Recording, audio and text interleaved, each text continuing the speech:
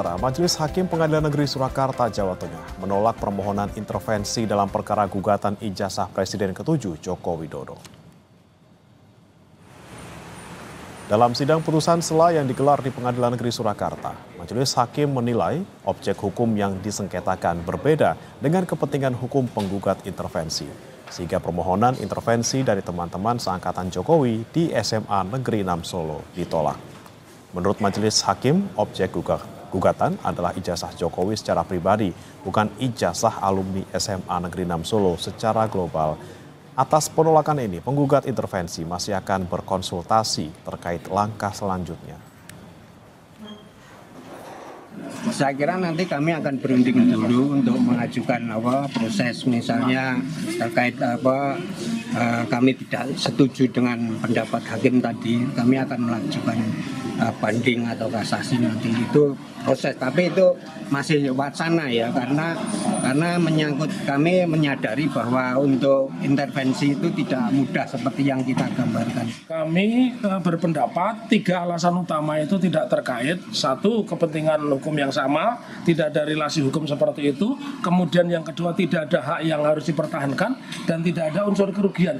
Kalau 3 hal itu tidak terpenuhi, otomatis ditolak, dan itu secara norma sudah diatur di pasal 279 RBG sampai dengan pasal 281. Usai menuding ijazah milik Jokowi palsu, Rismon Sianipar kini mempermasalahkan keaslian skripsi milik Jokowi. Rismon Sianipar kini tengah menyiapkan materi untuk melaporkan skripsi Jokowi ke Bareskrim.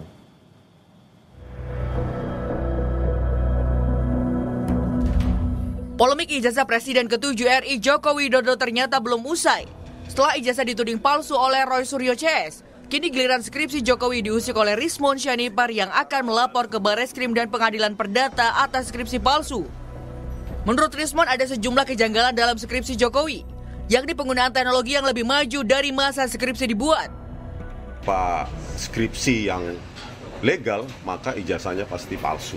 Nah, skripsi tersebut itu adalah entry point untuk membongkar semuanya, bahwa skripsi yang tanpa tanda tangan dosen penguji ya di UGM itu tidak mungkin bisa lulus. Nah, kemudian kita temukan bahwa penggunaan teknologi yang jauh melampaui tahun 1985. Disitulah entry point kita nanti untuk dimasukkan menurut tim itu baik ke Bareskrim, laporkan kembali, maupun ke Pengadilan Perdata. Ancaman Rismon ditanggapi santai. Jokowi mengaku siap meladeni semua laporan atas dirinya, mulai dari keaslian ijazah, skripsi, hingga sertifikat rumah. Laporkan terkait skripsi. Ya, dilaporkan saja. Setelah ijazah nanti dilaporkan, nanti skripsinya dilaporkan. Setelah itu KK-nya dilaporkan, setelah itu KTP-nya dilaporkan, setelah itu SIM-nya dilaporkan, terus nanti sertifikat tanah rumah dilaporkan.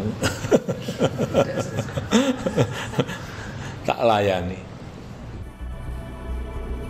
Polemik ijazah Jokowi yang menyeret Roy Suryo CS kini dipusatkan di Polda Metro Jaya.